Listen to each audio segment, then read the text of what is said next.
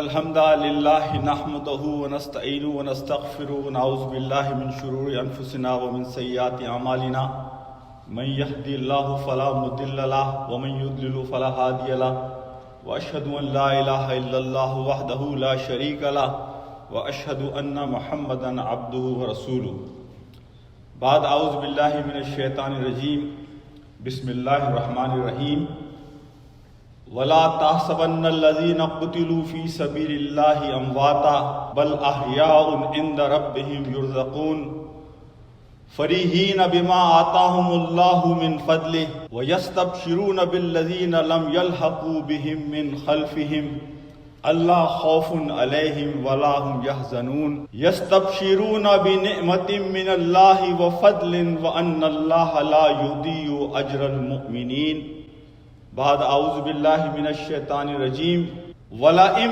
متم أو قتلتم لإلى الله تحشرون بعد أعوذ بالله من الشيطان الرجيم ولا تقولوا لمن يقتل في سبيل الله أموات بل أحياء ولكن لا تشعرون رب اشرح لي صدري ويسر لي أمري واحلل عقدة من لساني يفقهوا قولي اللهم أرنا الحق حقا وارزقنا اتباعه وأرنا الباطل باطلا وارزقنا اجتنابه اللهم إني أسألك علما نافعا ورزقا طيبا وعملا متقبلا آمين يا رب العالمين.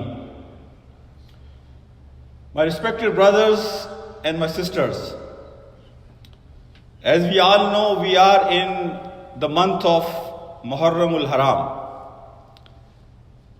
And today I would like to give you some perspective of this month that most of us, we really don't have that perception and perspective of this month. A lot of us, we know only Muharram is about Imam Hussain radiyallahu ta'ala anhu and his shahada. But as we know, we have just passed the month of Zulhijjah. I see a continuation in the struggle started by Ibrahim alayhi salam, continued by Musa alayhi salam, continued by Prophet Muhammad sallallahu alayhi wasallam, and then we see the continuation of that in the companions and Khulafai Rashideen, and then we see the same continuation in the life of Imam Hussain radiyallahu ta'ala anhu. And that continuation was that as a moment they all were symbol of steadfastness. They all were symbol to rise when the time comes to confront any tyrant, any oppressor. They were always on rise to face the challenges of their time. They always took the path of azima, the path of excellence. They always willing to sacrifice everything they had in their possession. They always disagree. They always say they will not accept the status quo. You know, there are some people we all come across, they don't settle their heart and mind until they really do whatever they could, whatever is in their hand. Imam Ahmad bin Hanbal, rahmatullah alayh, when he was released from jail, one of his best friends came to him and advised Imam Ahmad that, Imam, whatever you were supposed to say, you already said. Now it's time for you to relax. It's time for you to chill. It's time for you not to say again what you already said, because you already fulfilled your responsibility. Look at the answer of Imam Ahmad. Imam Ahmad says that wherever your mind settles, if I will try to settle my mind and heart to that level, I can also live a life of comfort. But my mind does not allow me to settle where your mind and heart settles. This is one of the common thing we see from the time of Ibrahim alayhi salam. They did not settle for the least. Rather, they took the path of azima, the path of excellence. Whatever they have, they were ready to present in the path of Allah subhanahu wa ta'ala. Then we see in this struggle, which is a good message for you and me as well, as a Muslim of today, that if one door closes, Allah subhanahu wa ta'ala already has another option waiting for you and me. It never happens. It's against the sunnah of Allah subhanahu wa ta'ala that He will close all the openings, all the doors for you and me in this dunya. This is against the sunnah of Allah subhanahu wa ta'ala. So as a moment, we see one common thing between all this struggle. If one door was closed, they were always looking for other option to fulfill their responsibility, because they did not want it to find excuses. As a human being, this is our weakness. We always try to find excuse how we can avoid the responsibility, the difficulties we face. But these icons, these symbols of our history, they had shown us that if you really want to fulfill your commitment with Allah subhanahu wa ta'ala, then take the path of azima, then take the path of excellence, my brothers and my sisters. And we see one common thing, that Hazrat Ibrahim alayhi salam, he started the hijrah. And you see that same hijrah we see by Musa alayhi salam. And then same hijrah we see in the Hijri calendar just started. Muharram is the first month of Hijri calendar. And this calendar was started because of the hijrah of Prophet Muhammad sallallahu alaihi wasallam from Makkah to Medina. And same thing we see in the life of Imam Hussain. Hijrah for khair. Hijrah to find the path, find the room to fulfill their responsibility. There is another thing we see, is shukr of Allah subhanahu wa ta'ala. You know, whenever you are shakir, as it is said in Surah Nahl, shakiran li an'umi ishtabahu wa hadahu ila siratim mustaqim wa atainahu fid dunya hasana. Allah subhanahu wa ta'ala is talking about Ibrahim alayhi salam, that Ibrahim alayhi salam was shakir. Musa alayhi salam was shakir of Allah subhanahu wa ta'ala. Prophet Muhammad sallallahu alaihi wasallam was shakir of Allah subhanahu wa ta'ala. Imam Hussain was shakir of Allah subhanahu wa ta'ala. And when you are shakir of Allah subhanahu wa ta'ala, what Allah does, ishtabahu wa hadahu ila siratin mustaqim wa atainahu fid dunya hasana. This is the sunnah of Allah subhanahu wa ta'ala, that if you are shakir, ishtabahu, then He selects you, He elects you, He holds your hand and He raises you, He gives you opportunity to rise, and then He shows you sirate mustaqim. And on top of that, wa atainahu fid dunya hasana. What is the hasana of dunya? We all make dua to Allah subhanahu wa ta'ala, Rabbana atina fid dunya hasanatam fil akhirati hasanatam. What is this hasana? Ibrahim alayhi salam, what he got? Throwing in fire, leaving his hometown, leaving his little baby and wife in the middle of desert, slaughtering his own son. Was this hasana? Does it look like, from the scale of dunya, from the paimana, the gauge we have, the standards of dunya we have, does it look like hasana? No, it looks like a failure. It looks like a defeat. It looks like a loss. But the hasana in the eyes of Allah subhanahu wa ta'ala is everything you do in this dunya. If it brings to you closer to Allah subhanahu wa ta'ala, that is a hasana of dunya. From worldly perspective, it might be defeat or failure. But if that thing will bring you closer to Allah subhanahu wa ta'ala, then that is a hasana of Allah subhanahu wa ta'ala. And that's what we see. that these icons and symbols, at the end, when we remember, when we go back and see them, they all were succeeded. Because the ayahs of Surah Al Imran, which I read in front of you, in which Allah subhanahu wa ta'ala has said, when you get martyred or if you get killed, you are going to come to your Rabb. So there should be no huzun, there should be no fear, there should be no sadness. And we all have witnessed that when a moment dies, you can see the sakina on his face. As I have always said to you, when Bilal radiallahu ta'ala anhu was dying, and his wife said to him, Bilal, what a sad day. But Bilal radiallahu ta'ala anhu said, no, today is not a sad day. Today is the happiest day that I am going to see my beloved one.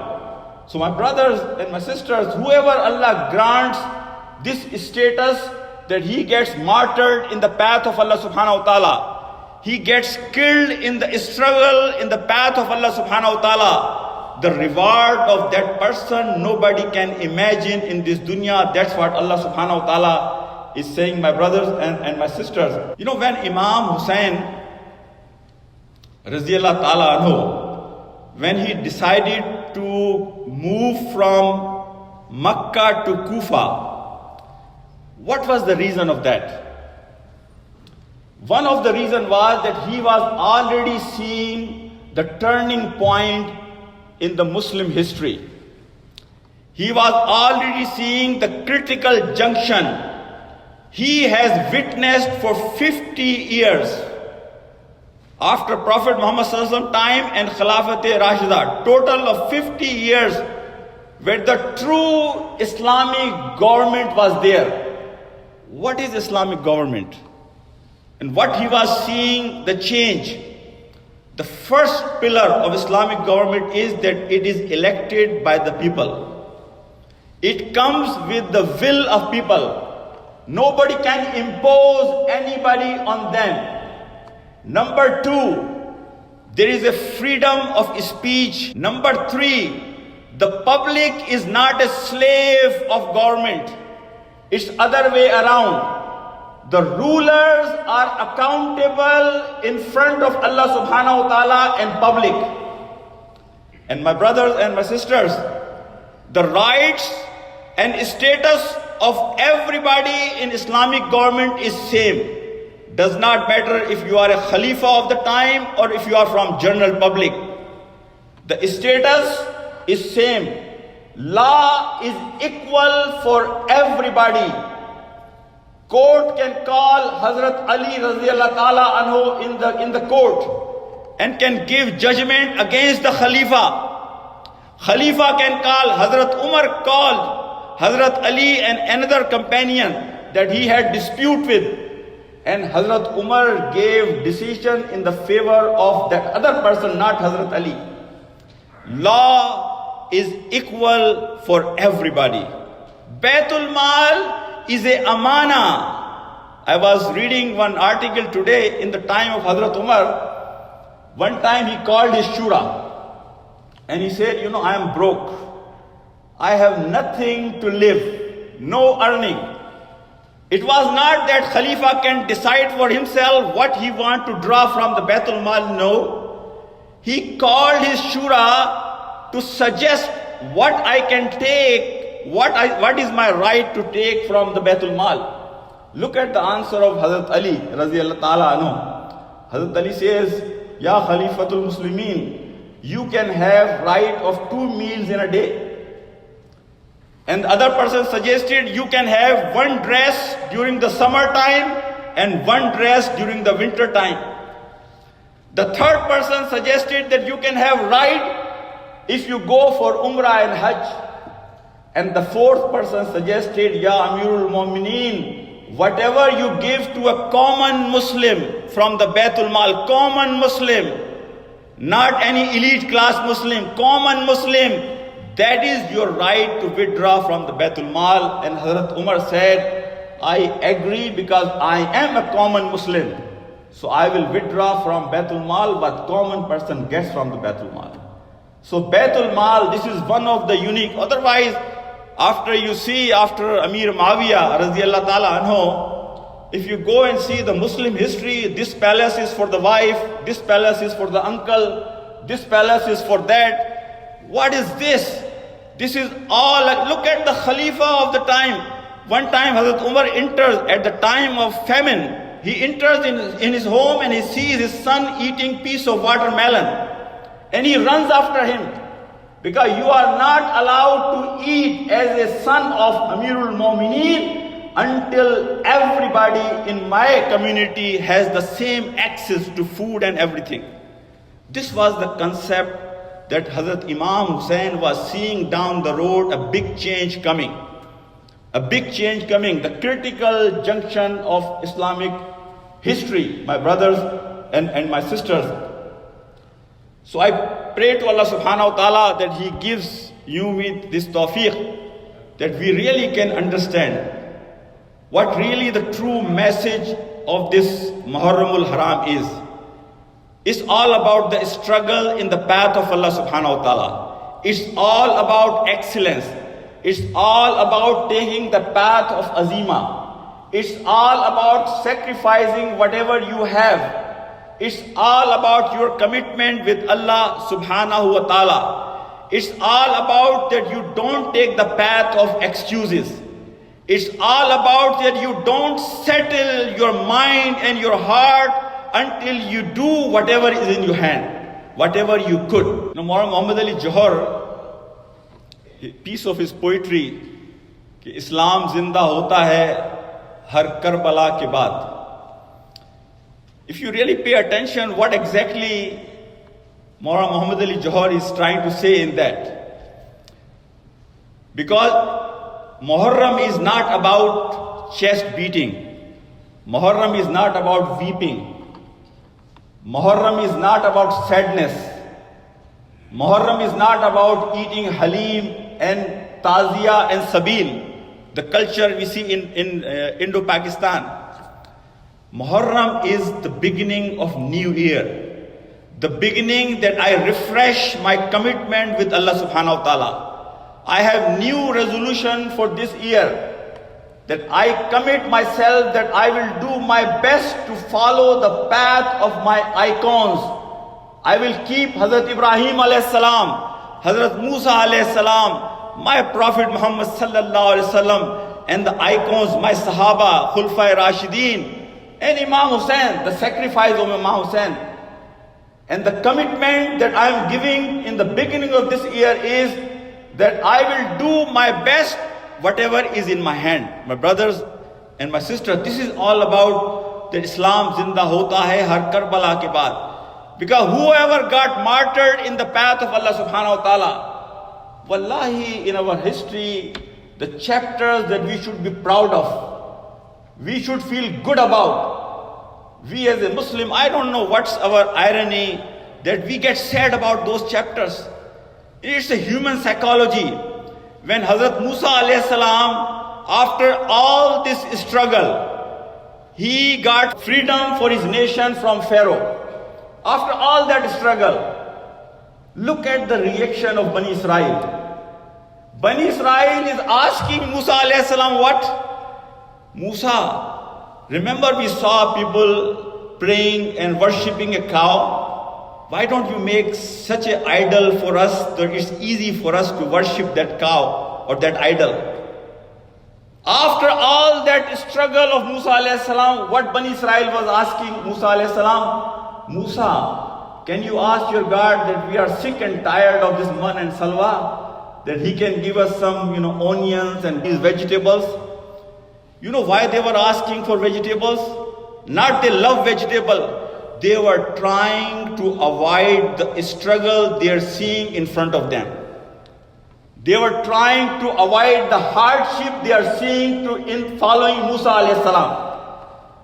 They were trying to avoid the path that Musa alayhi salam want them to follow after they have received freedom from Pharaoh. And Musa alayhi salam did not leave them. He brought them all the way to the door of Jerusalem and asked them to enter. Your job is to rely on Allah subhanahu wa ta'ala and just enter and leave rest on Allah subhanahu wa ta'ala. what Bani Israel did. Bani Israel, who had seen 9 miracles of Musa alayhi salam, they have seen Pharaoh, the tyrant, drowned in front of their eyes. They have seen Mano Salwa. After seeing all this, they are saying, Musa, you and your God should go and fight with them. Once you are done, once you succeed, and then we will come. My brothers and my sisters, same attitude I see in us today. That we are also trying to find a comfort zone where I don't have to where I don't face any difficulties. Finding peace and sakina in making some food, feast and festivity, or just showing some symbolic, sympathy towards whatever has happened in the past, or showing some symbolic connection. And I just want to stop there. Because I don't want to follow the real message, the true spirit, the ruh comes out of the message of the sacrifice of Imam Hussain radiallahu ta'ala anhu and all the icons I have mentioned. And as a side note, these days are not only important in our history as a Muslim. Even Jews today, this month is this is first month of their calendar also. I don't know how many of you know, the official calendar of the state of Israel is a lunar calendar, like Saudi Arabia. They have given different names. To Muharram they call Tishri. And Tishri, the first month of their lunar calendar, is the most blessed month in their history. And even today, the first 10 days are most blessed considered in their practices as well. Yom Kippur, you all have heard, that is on 10th of Muharram. And that is the day when Musa alayhi salam got freedom from Pharaoh. And because of that, Prophet Muhammad sallallahu alayhi wasallam has advised you and me that we should fast, because Jews, they fast. It's a day of fast for them. 10th of Muharram is day of fast for Jews. The Prophet advised that we have more right to celebrate the freedom of Musa alayhi salam. So we will fast not only on 10th, but day before and day after also, either 9th and 10th or 10th and 11th. So I recommend to every brother and sister to fast either 9th and 10th or 10th and 11th. May Allah subhanahu wa ta'ala give you and me this tawfiq that we can really understand the beauty of our deen, the true message that we are supposed to get from all these stories that we hear and we learn and we read in Quran and the seerah of Prophet Muhammad sallallahu alaihi wasallam. And the biggest message of the sacrifice of all these, Ibrahim alayhi salam, Musa alayhi salam, Prophet Muhammad sallallahu alaihi wasallam, and companions of Prophet Muhammad sallallahu alaihi wasallam, and Imam Hussain, is that rise when it is time to rise. Stand steadfast. Be ready to face the challenges. If one door closes, try to find another door. Never compromise on minimum. Always try to adopt the path of azima, the path of excellence, the path of steadfastness.